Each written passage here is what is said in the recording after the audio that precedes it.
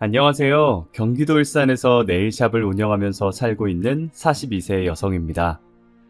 오늘 글을 쓰는 이유는 제가 겪은 기가 막힌 시집살이에 대한 사연을 들려드리기 위해서예요.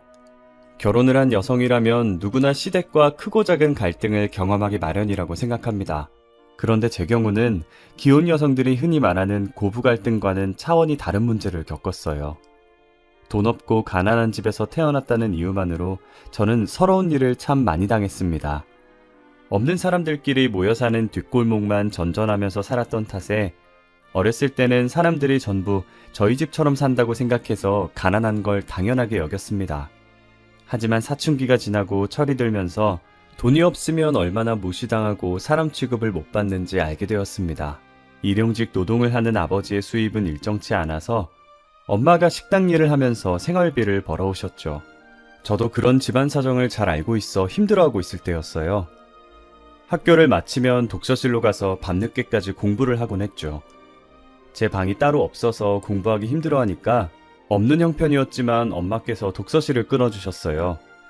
평소처럼 독서실에서 공부를 마치고 엄마와 같이 집에 가려고 식당으로 갔는데 어떤 아저씨가 서빙을 하는 엄마의 손을 잡고 억지로 자기 옆에 앉히려고 하더라고요.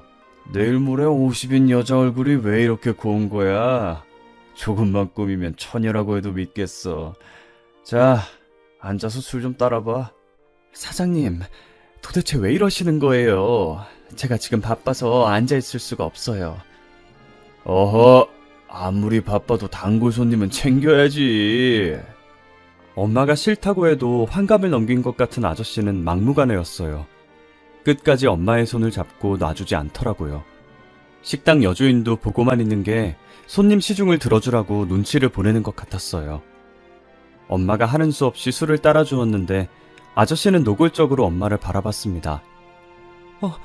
어딜 보시는 거예요? 이러지 마세요. 수치와 모욕감을 느낀 엄마가 바로 자리에서 일어서자 아저씨가 화를 내면서 상을 엎어버렸어요. 야, 누가 연애를 하자고 했어? 말동무나 해달라는데 왜 이렇게 비싸게 굴어? 에이, 술맛 다 떨어졌네. 아저씨는 기분을 잡쳤다면서 계산도 하지 않고 나가버렸어요. 돈을 못 받은 게 분했는지 여주인이 엄마를 불러서 몰아세우더라고요. 이런 일 하다 보면 단골 손님들 비위도 맞춰줘야지. 뭐가 잘났다고 손님한테 대들어? 이따위로 할 거면 나오지 마. 너 때문에 손님 더 떨어지면 어쩌라고 그래? 여주인이 거세게 몰아붙이자 엄마는 그저 죄송하다고 사과를 할 뿐이었어요. 저는 식당 밖에서 모든 걸 지켜보고 있을 수밖에 없었답니다. 이게 다 나 때문이구나. 날 키우느라 내가 대학 가겠다고 공부하느라 엄마가 저 고생을 하는구나 싶더라고요. 그래서 저는 그날 대학 진학을 포기했어요. 하루라도 빨리 돈을 벌어서 지긋지긋한 가난에서 탈출하는 게 제 인생의 목표였죠. 졸업을 하고 일자리를 찾아 동분서주 뛰어다녔지만 고졸의 사회 경험도 없는 초년생을 받아주는 회사는 없었어요.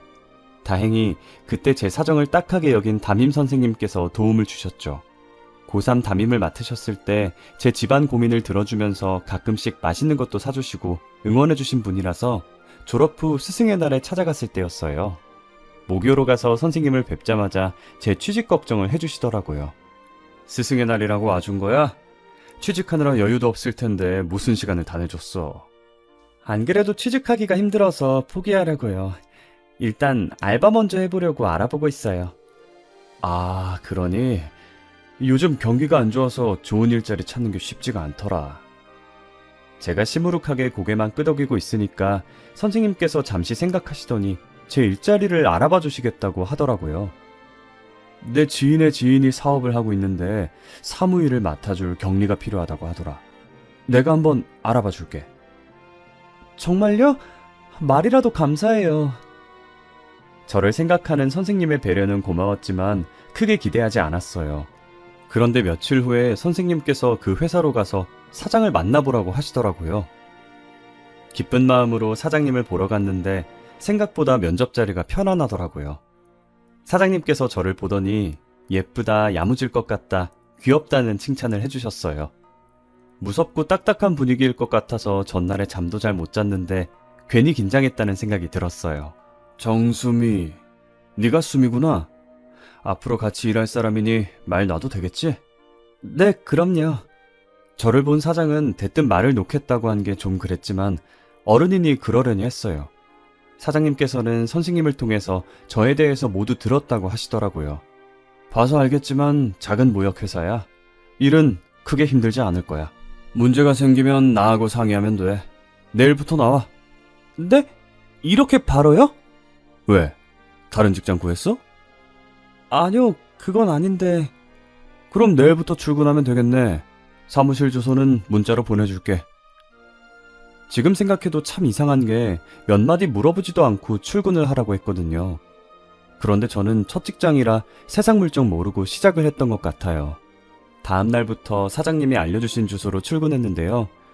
지금 생각해도 정말 기억하고 싶지 않네요. 사장님께서는 절 딸처럼 생각하신다면서 계속해서 저에게 추근덕댔어요. 간단한 복사와 팩스 보내는 법을 알려주신다더니 제 손을 만지려고 애쓰더라고요. 너무 무서워서 하지 말라고 소리치고 싶었지만 입이 떨어지지 않더라고요. 내일은 절대 출근하지 않으리라 생각하면서 퇴근하는 시간만 기다렸어요. 그런데 사장님께서 퇴근 시간까지 절 붙잡고 안 놔주셔서 깜짝 놀랐어요. 지금 어디 가려고? 내가 데려다 줄게. 아니다. 퇴근하고 뭐해? 같이 저녁 먹고 가라.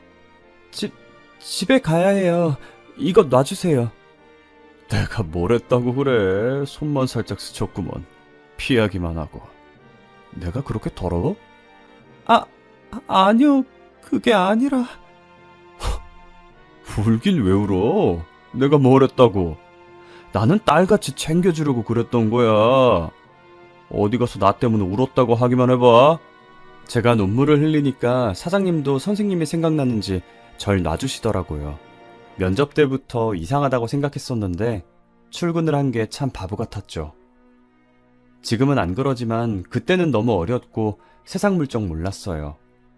지금 저에게 그런 일이 일어났다면 통쾌하게 한 방 먹여줬을 텐데 말이죠. 당하고만 있던 게 얼마나 분했는지 가끔 그 사장의 얼굴이 아른거려서 속이 부글부글 끓는답니다. 퇴근한다며? 얼른 가! 선생님한테 이르면 너 오늘 일한 거 돈이고 뭐고 없다? 이 바닥에서 일 못하게 할 거니까 그렇게 알고 있어. 사장도 제가 서럽게 우니까 다시 안 올 거라고 생각했나 봐요. 담배를 뻑뻑 피면서 제가 가는 모습을 지켜보고 있더라고요. 그날 집으로 가는데 어찌나 서럽던지 회사가 다 이런 곳인가 싶었어요. 제가 1시간 떨어진 집에 도착하니 선생님께서 전화를 주셨어요. 이게 대체 무슨 일이야? 일하다가 갑자기 뛰쳐나갔다며? 선생님께서 무척이나 당황하시면서 제게 무슨 일이 있었냐고 물으셨어요. 근데 사장의 얼굴과 사장이 내게 했던 말들이 머릿속에서 떠나지를 않아 한마디도 못했어요. 제가 바보 머저리였죠. 그때 속 시원하게 그 변태가 한 짓을 고발해서 망신을 주는 거였는데 말이죠. 지금의 저라면 뭐? 제가 일하다가 뛰쳐나가요? 마음 같아서는 그 대머리 이마를 신명나게 때리고 싶었는데 참았어요. 날 딸이라고 생각한다고 해놓고 아주 지 마누라 마냥 만지더라고요. 선생님은 어떻게 그런 놈을 소개시켜 주실 수 있으세요? 라고 소리쳤을 거예요. 하지만 그 당시에는 손을 만지거나 허리를 감싸는 것뿐이라서 이걸 말해봤자 소용이 있나 싶더라고요. 무슨 일이 있었던 건 아닌데 일이 잘 안 맞아서 힘들어서 그랬어요. 그래서 이렇게 말해버리고 말았어요. 선생님은 할 말을 잃으셨는지 한숨을 쉬면서 저보고 쉬라는 말만 하시더라고요. 그 뒤로 담임쌤과 연락도 끊겼어요. 정말 힘든 시기였죠. 사람 만나기가 힘들었고 특히 그 사장과 비슷한 연령대의 남자를 만나면 머릿속이 새까매지는 기분이 들었어요. 취직을 하려고 면접을 보러 가면 항상 사장 또래가 저를 맞이하니 면접을 잘 볼 수 있을 리가요. 회사에 가서 또 부당한 짓을 견디고 있어야 한다는 생각에 사장님이나 대표님의 질문을 해도 한마디도 하지 못했어요. 그래서 바로 취업을 하지 못했답니다. 혼자서 할 수 있는 일이 뭐가 있을까 생각했는데 매일 가던 편의점이 생각나더라고요. 그곳에서는 사장 또래가 안 보였고 30대 정도 되어 보이는 남자가 늘 카운터를 보고 있었거든요. 그래서 급한 대로 편의점에서 알바를 시작했어요. 편의점 사장님은 31살의 젊은 남자였어요. 사장님은 남자치고는 말이 많은 편이어서 수다스럽다는 느낌이 들 정도였어요. 사장님과 같이 일할 때 힘든 점이 한 가지 있었어요. 그가 재미없는 농담을 해도 웃어줘야 한다는 겁니다. 수미야, 내가 재밌는 얘기 해줄까? 사장님은 정말 재미있는 이야기라고 했지만 제가 이미 알고 있는 것이었죠. 하지만 저는 사장님의 말에 맞장구를 쳐줘야 했어요. 네, 사장님 너무 웃겨요. 진짜 재미있으세요. 만약 그렇지 않으면 사장님은 삐쳐서 토라져 버렸거든요. 그건 말고 어려운 건 없었어요. 어쩌다 진상 손님들이 있었지만 사장님이 처리해줬습니다. 수미야, 우리 둘만 있을 때는 편하게 오빠라고 불러. 그래도 사장님인데. 야, 우리 사이에 뭐 어때? 괜찮아. 처음에는 어색해서 오빠라는 말이 입 밖에 나오지 않았지만 1년이 지나자 저는 사장님을 자연스럽게 오빠라고 부르면서 슬며시 말을 놓기도 했어요. 그러다가 자연스럽게 저한테 남자친구는 있냐, 엄마 아빠는 뭐 하시냐, 학교는 안 가냐 등등 다양한 질문을 하시더라고요. 당연히 저는 불편한 질문들이라서 그럴 때마다 표정이 굳었죠. 그냥 뭐 엄마 아빠는 일하시고 학교는 가기 싫어서 안 가는 거예요. 아니, 나는 네가 궁금해서 물어봤던 건데 기분 나빴어? 자꾸 물어보셔서 좀 그래요. 불편했구나. 나는 대학을 안 갔거든. 난 괜찮아서 불편할 걸 생각 못했다. 요즘 전문대라도 가는 추세니까 왜 안 가나 궁금했어. 가고 싶었는데 못 간 거면 도와주려고 했지. 어떻게 도와주게요? 등록금이라도 내주시게요? 네가 공부하고 싶으면 그렇게 해줄게. 도대체 왜요? 처음에는 나한테 원하는 게 있나 싶었어요. 저한테 트라우마를 안겨준 그 대머리 사장이 생각나서 의심이 가더라고요. 세상에 공짜가 어디 있나요? 저는 무슨 꿍꿍이가 있어서 이런 거라고 생각했는데 편의점 사장이 뜻밖의 말을 꺼냈어요. 내 동생이랑 닮아서 그래. 내 동생이 대학 가고 싶어 했는데 그때 형편이 안 좋아서 못 갔거든. 그렇게 여유 있음 지금이라도 보내면 되잖아요. 집을 나갔어. 가난해지니까 가족들이랑 사이가 안 좋아지더라고. 지금이라도 돌아와서 대학 가겠다고 하면 좋겠다. 그럼 당장이라도 보내줄 텐데. 사장님이 씁쓸한 표정으로 동생이 그립다고 말하는데 마음이 흔들리더라고요. 가난이라는 게 참 무섭다고 말하는데 공감이 가기도 했죠. 사장님이 어떻게 해서 성공했는지 무용담을 들려주는데 너무 멋진 사람이라는 생각이 들었어요. 편의점 하기 전에 별의별 짓을 다 해봤어. 평범한 회사인 줄 알았는데 들어가 보니까 다단계 회사인 거 있지? 조용히 나오느라 고생했었지. 그때는 정말 세상 물정 몰랐어. 주식 공부해서 번 돈 아니었으면 편의점도 못 차렸을걸? 어떻게든 가난에서 벗어나려고 주식은 물론 공무원 공부, 자격증 공부, 공부랑 공부는 다 해봤다고 하더라고요. 이 사람이라면 배울 점이 많겠다 하는 생각이 들자 자연스럽게 마음의 문이 열렸던 것 같아요. 그러다가 단둘이 술을 마시는 일도 잦아졌죠. 처음 며칠은 편의점 근처 술집만 찾았지만 시간이 지나자 사장님 집에서만 먹게 되었어요. 퇴근 후 술을 마시는 횟수만큼 저희들 사이는 점점 가까워졌죠.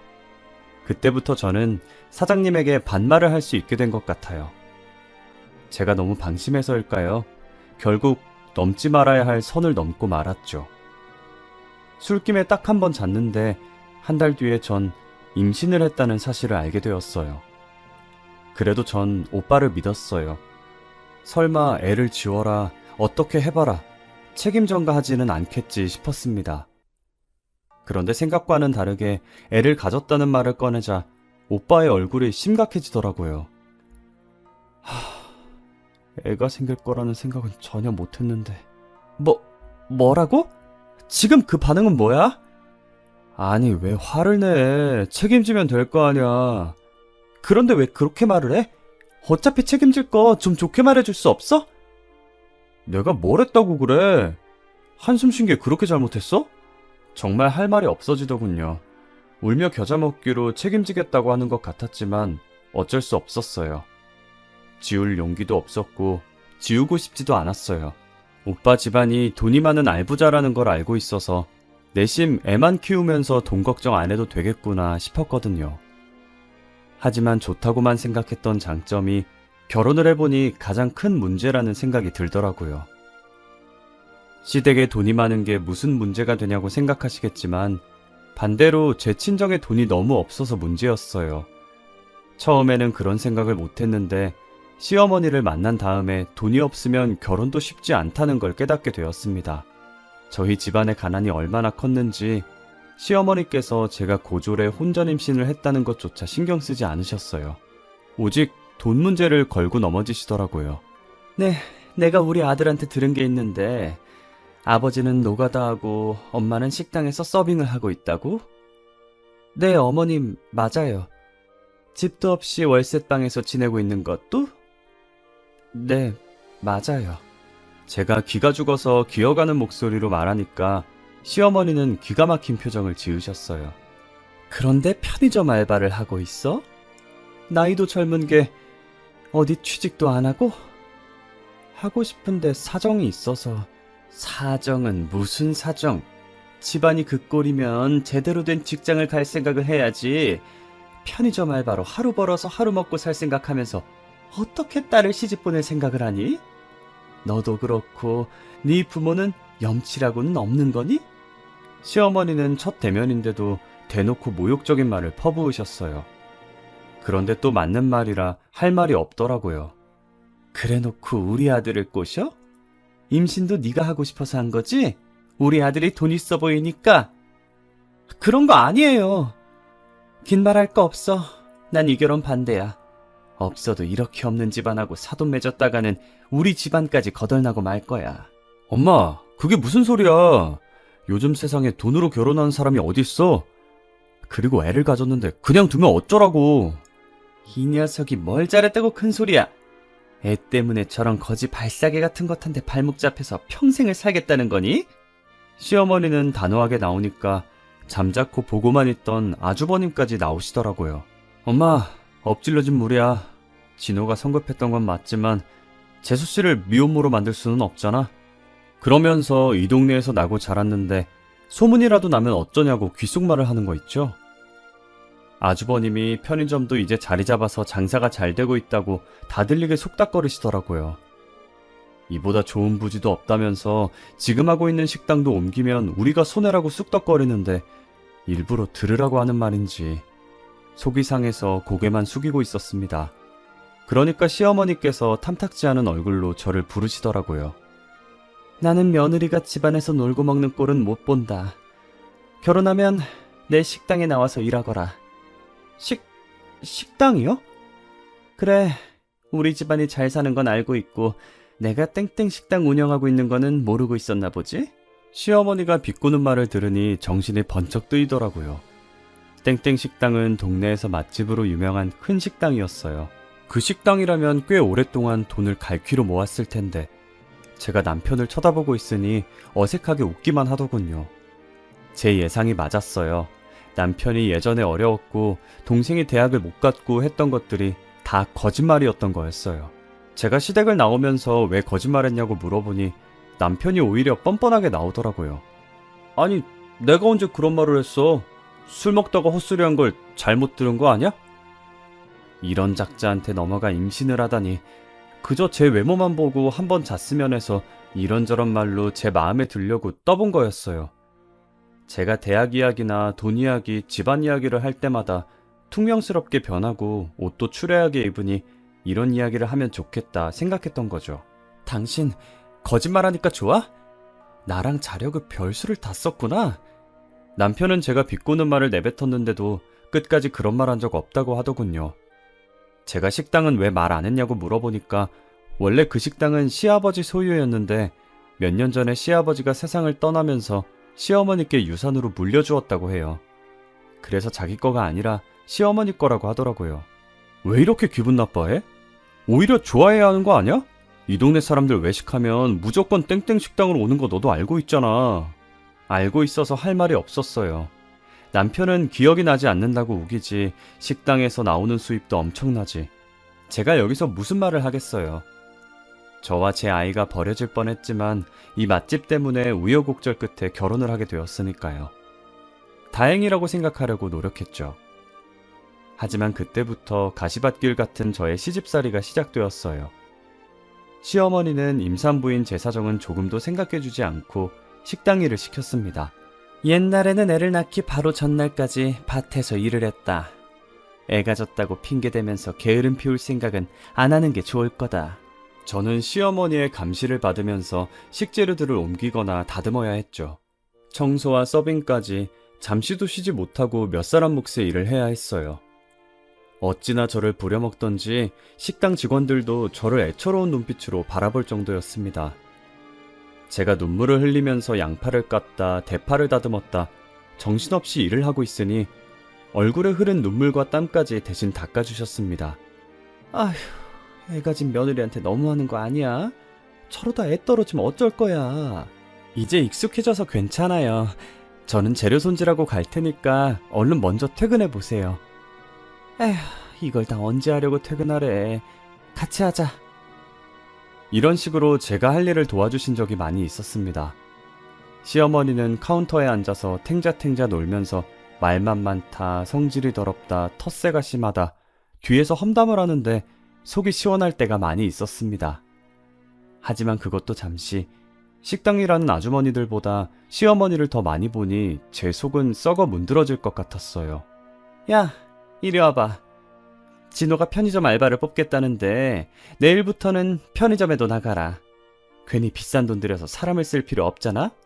주방보조 일을 하고 있는 저를 다짜고짜 부르더니 편의점 일도 하라는 거 있죠? 정말 어이가 없는 말이었어요.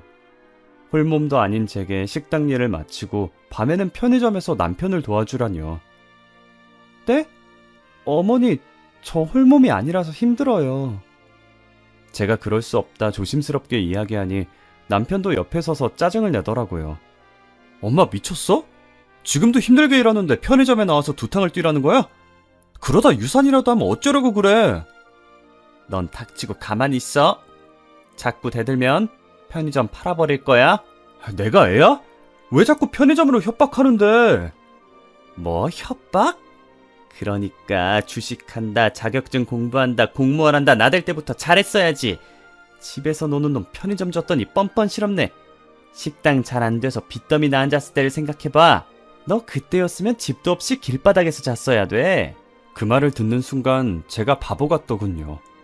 남편이 한 말이 전부 다 거짓이라는 생각이 들었습니다. 저한테 잘 보이려고 주식해서 벌어놓은 돈으로 편의점을 시작했다고 말했나 봅니다. 자격증이니 공무원이니 말만 번지르하게 해놓고 호감을 산 남편이 미웠죠. 하지만 한편으론 잠시나마 남편을 성실하고 멋지게 본 제가 바보같이 느껴졌습니다. 남편도 찔렸는지 제 눈치를 보면서 소리치더군요. 여기서 그 말이 왜 나와? 대학 보내준다고 할 때 대학이라도 가지. 나이 먹고 대학 가는 게 뭐가 창피하다고. 그냥 너 같은 놈은 지원해주지 말 걸 그랬다. 취직도 싫다고 고집 피우는 놈을 내가 뭐가 예쁘다고. 시어머니의 독한 말에 남편은 입을 다물어야 했어요. 학구열 있고 도전하는 걸 좋아한다고 생각한 남편이 대학도 가지 않고 취업도 하지 않으려고 했더군요. 결혼하고 나니 남편의 실체가 보이기 시작했습니다. 남편도 그때부터 본색을 드러내고 자신의 본성을 불더군요. 엄마, 왜 말을 그렇게 해? 집에 돈도 많은데 집안에 한 명쯤은 먹고 놀아도 되잖아. 그러니까 수미한테도 일 시키지 마. 내가 어떻게든 편의점으로 먹여 살릴게. 뭐? 돈 많은 집안 믿고 2년 넘게 백수로 지내겠다고 뻐긴 놈을 무슨 수로 믿어? 시어머니가 남편 등짝을 짝 한 번 때리면서 그렇게 원하던 사장님 소리 듣더니 미친 거냐고 소리치시더군요. 그러면서 그 편의점이 어떻게 네 거냐, 내 명의로 되어 있으니 내 거라고 말씀하시더라고요. 남편이 시어머니께 꼼짝을 못하는 이유가 뻔히 보였죠. 저도 이 집안에 사는 이상 시어머니께 꼼짝도 못할 것 같아 시어머니의 말을 어쩔 수 없이 따랐습니다. 식당 일을 끝내고 바로 편의점 일을 하러 갔죠. 남편이 편의점 문을 열고 들어온 저를 보자마자 창고 쪽으로 손짓하더라고요. 여보, 힘들지? 당신은 창고에서 쉬고 있어. 내가 알아서 할 테니까. 고마워. 그런데 어머니께서 알지 않으실까? 아냐, 절대 몰라. 내가 오면 나오라고 말할 테니까 걱정하지 마. 이렇게 남편이 저를 배려해서 창고에 누울 곳을 만들고 쉬도록 해주었는데 그것도 시어머니께 들키고 말았습니다. 시어머니는 편의점에 설치된 CCTV를 통해서 제가 뭘 하는지 다 보고 있었던 거예요. 업자를 통해서 편의점 CCTV를 휴대폰으로 볼 수 있는 앱을 휴대폰에 깔아놓고 저를 감시했던 겁니다. 그래서 다짜고짜 전화를 하시더니 저에게 소리를 고래고래 지르시더라고요. 일을 하라고 했더니 나를 속이고 잠만 퍼질러 자면서 남편을 부려먹어? 한 번만 더 나를 속이려고 들면 당장 이혼시킬 테니까 그렇게 하라! 하루에 서너 시간밖에 못 자고 하루 종일 일을 하다 보니 결국 우려했던 일이 벌어지고 말았어요. 식당에서 일을 하던 저는 갑자기 쓰러지고 말았죠. 주말이라 정신없이 바빠서 발바닥에 땀이 나도록 서빙을 하고 있었는데 갑자기 하늘이 노랗게 보이더니 정신이 아득해지고 말았습니다. 음식을 실은 카트를 밀고 가다가 우당탕 소리를 내며 넘어져 버렸죠. 병원에서 눈을 뜨자마자 의사가 저를 보더니 빈혈이 심각하다고 했습니다. 왜 이렇게 무리하셨어요? 이제 막 7개월을 넘겼으니 지금부터가 고비예요. 철분 보조제 꾸준히 먹고 무리하지 말고 쉬셔야 합니다. 하루 정도 입원하라는 말까지 듣자 이제 쉴 수 있겠다는 생각이 들더군요. 하루라도 푹 잘 수 있는 게 어디인가 싶었는데 다행히 곁에 있던 남편과 아주버님이 합세해서 시어머니께 더 이상 일을 시키지 말라고 설득해 주셨어요. 엄마, 이러다 정말 큰일 나겠어. 재수씨는 엄마 손자를 낳을 사람이야. 해산할 때까지만 쉬게 해줘. 남편의 말은 듣지도 않던 시어머니가 아주버님이 부탁을 하자 제가 일을 쉬도록 허락해 주었어요. 공부에는 취미가 없었던 남편과는 달리 아주버님은 우등생이었고 대학 졸업 후에 유명 대기업의 기획실에서 일하는 장래가 촉망되는 엘리트였어요. 그러니 시어머니는 은근히 남편과 아주버님을 비교하면서 차별을 하곤 했죠. 그날 이후로 처음으로 푹 쉬게 되었어요. 하지만 마음까지 편하지는 않았습니다. 결혼 후 분가를 하지 않고 시댁에서 살았기 때문에 시어머니가 식당에서 돌아오면 눈치를 봐야 했습니다. 청소며 빨래 같은 집안일은 전부 제 몫이었죠. 시어머니 눈치를 보면서 피가 마르는 것 같은 시간을 보낸 뒤에 저는 아들을 낳았습니다. 산부인과 의사도 아직 빈혈 증상이 남아있으니 당분간은 편히 쉬면서 몸조리를 잘하는 게 중요하다면서 좋은 산후조리원에서 회복할 것을 권했어요. 남편도 조리원을 알아봐 주겠다고 말했는데 시어머니가 그걸 알고 펄쩍 뛰면서 안 된다고 하는 겁니다. 너 미쳤어? 돈을 길바닥에 뿌리는 한이 있어도 저게 조리원에 들어앉아서 호강하는 꼴은 못 본다. 당장 집으로 들어오라고 해. 시어머니의 불호령에 조리원은 꿈도 꾸지 못하고 젖먹이 아들과 함께 시어머니가 기다리고 있는 집으로 가야 했습니다. 남편이 슬며시 저를 친정에 보내서 한 달이라도 몸을 추스르게 하자고 했지만 시어머니는 그것마저 허락하지 않았어요. 딱 2달이 지나자 시어머니는 제게 식당으로 나오라는 명령을 내리시더라고요.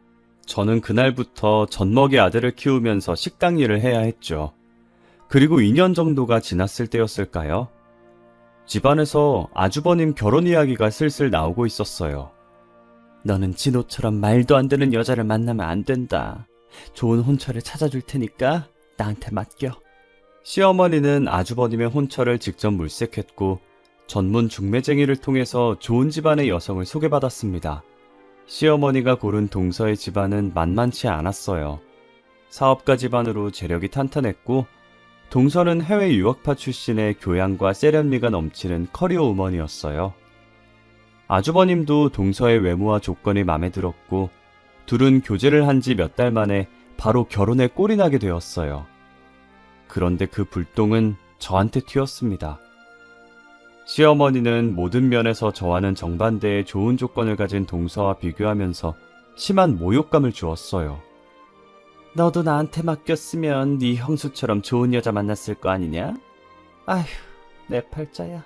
시어머니는 남편에게 저 같은 여자를 데려왔다고 때늦은 타박을 늘어놓았어요. 더 큰 문제는 시어머니뿐만 아니라 동서도 저를 무시한다는 것이었죠. 시어머니께 무슨 말을 들었는지 갑자기 저를 보고 학교 이야기를 꺼내더라고요. 어머, 대학을 안 갔다고요?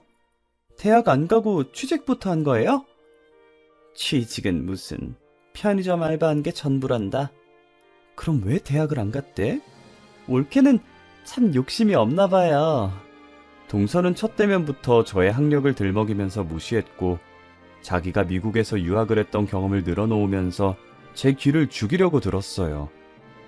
괘씸하고 분했지만 빵빵한 친정을 등에 업고 잘난 척을 하는 동서에게 고분고분 따르는 수밖에 없었어요.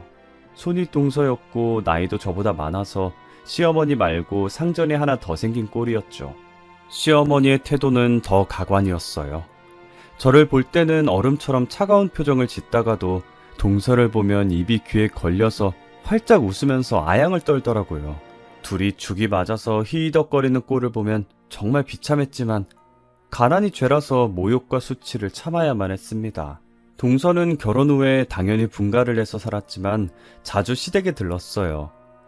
시댁에 올 때마다 동서는 좋은 선물들을 사와서 시어머니를 기쁘게 해주었어요.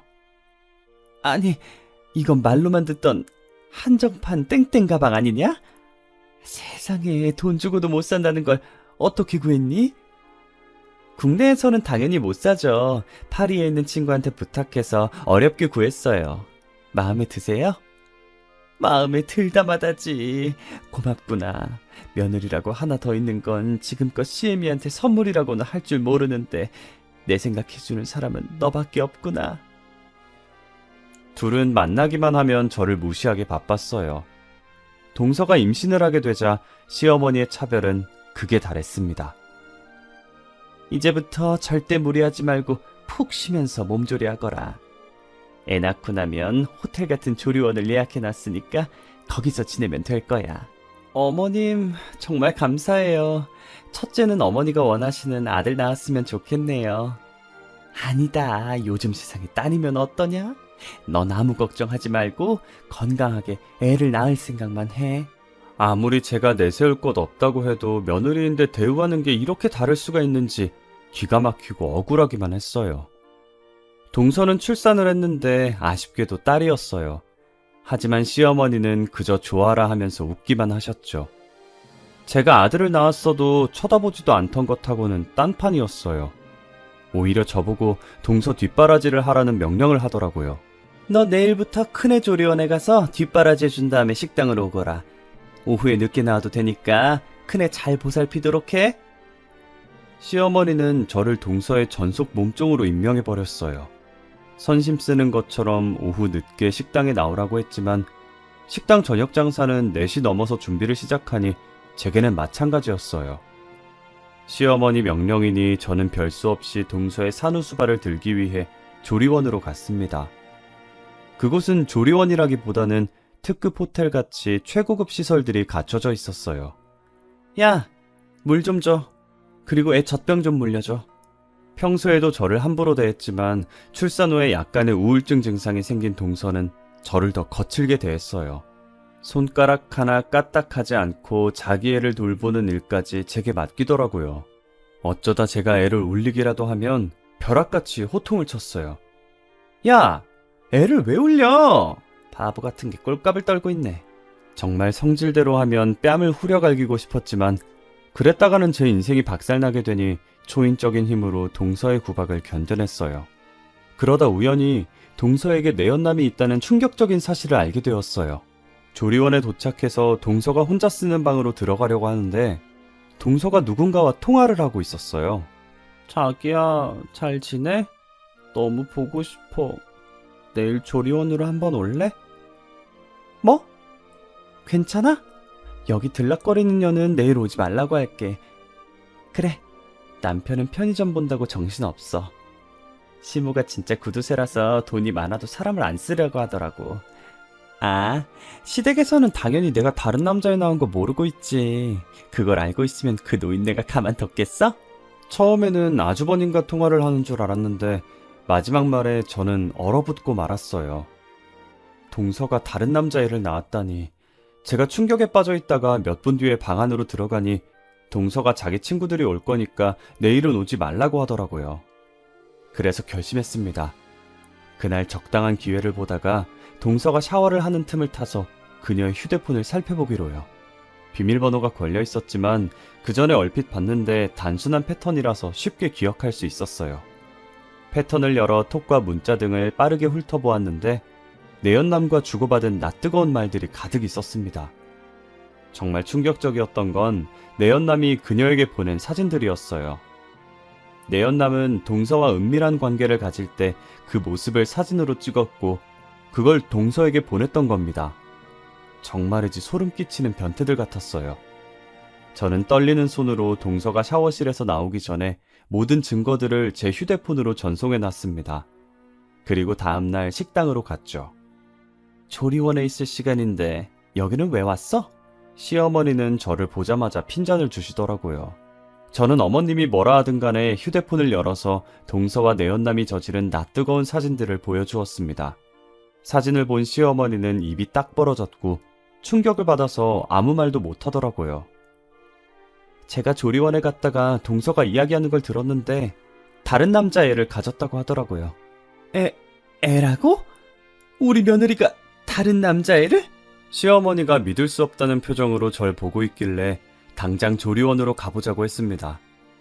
제 예상대로 동서는 방 안에서 내연남이랑 있다가 시어머니를 보고 얼굴이 하얗게 질려버렸습니다. 끼고 있던 팔짱을 풀더니 어색하게 웃으며 일어나더군요.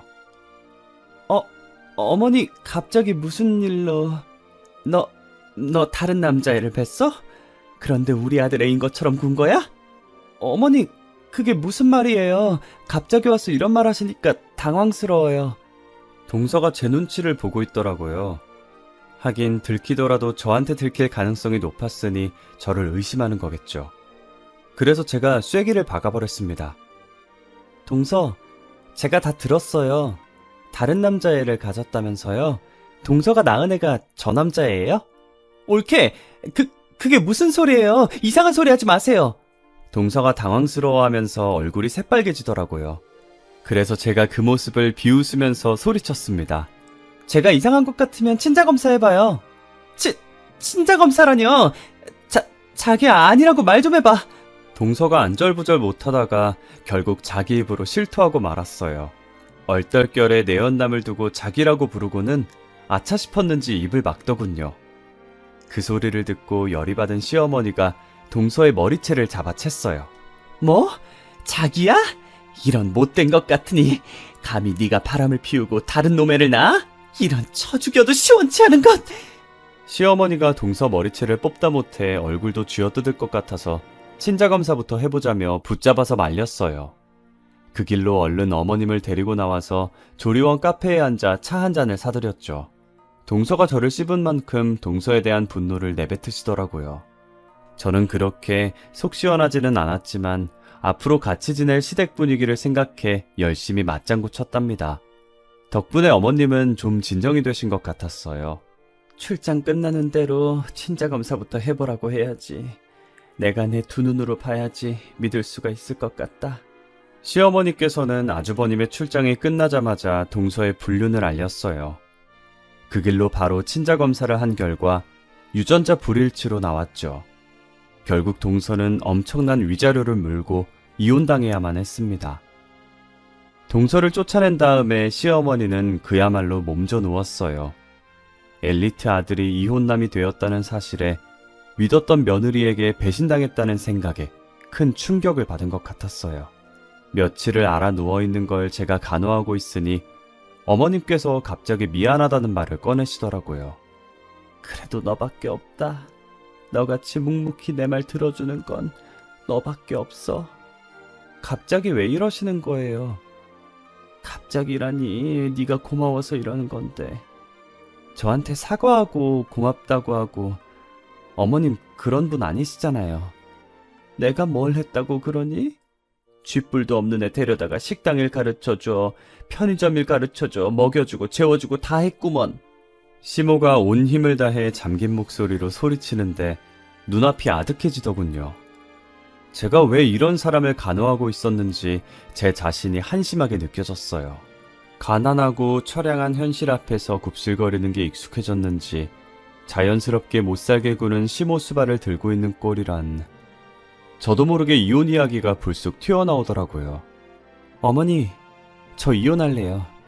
그동안 저를 구박하고 무시하면서 몸종처럼 부려먹은 것에 대해서 정신적인 위자료와 재산 분할을 청구할 거예요. 뭐? 너 제정신이냐? 네, 아주 정상이에요. 몇 년 동안 짐승 같은 취급을 받으면서 죽도록 일을 했어요. 이젠 그렇게 살고 싶지 않아요. 당당하게 제 몫을 찾으려고 해요. 이것이 아주 미쳤구나. 그래, 소송을 하든 뭘 하든 마음대로 해. 시애미가 며느리한테 일을 시키는 건 당연한 일인데 돈을 내놓으라고? 무슨 말 같지도 않은 헛소리를 짓거리는 게야? 그럼 헛소리라고 생각하세요. 어머님도 미친 사람이랑 살기 싫을 테니까 제가 나가서 살게요. 그 길로 단촐하게 짐을 싸서 나갔던 것 같아요. 돈 한 푼 없어서 찜질방에서 살거나 PC방에서 뜬 눈을 지샜지만 시댁에서 살 때보다 마음 편했어요. 시댁을 나온 뒤로 일도 술술 풀리더라고요. 시어머니는 재산 분할은 어림도 없다고 버텼지만 법원에서는 제 손을 들어주었죠. 결혼 후 아들을 키우면서 하루도 쉬지 않고 시어머니의 식당 일을 했던 것과 그동안 당한 인격적인 모욕에 대한 정신적인 보상을 받게 되었습니다. 이제 혼자서 아들을 키워야 해서 뭘 할까 고민하다가 받은 위자료로 평소에 관심이 있던 네일아트를 배우게 되었습니다. 그리고 2년이 흘러 네일샵까지 차리게 되었네요. 3년이 지난 지금은 고정 고객들이 꾸준히 늘어서 저와 아들이 먹고 사는데 큰 지장은 없답니다. 제가 한번은 시집살이를 정리한 뒤에 느낀 건 며느리는 절대로 죄인이 아니라는 거예요. 여러분들 중에서도 시어머니나 시댁 식구들과 불편한 관계 때문에 고민을 하시는 분들이 있을 거라고 생각해요. 그렇다면 저처럼 당당하게 나서서 자신의 권리를 찾아야 한다고 생각합니다. 나의 고통을 덜어주고 해방시켜줄 사람은 나밖에 없다는 사실을 말씀드리고 싶어요. 여러분의 가정에 행복한 웃음이 넘치기를 기원하면서 글을 마치겠습니다.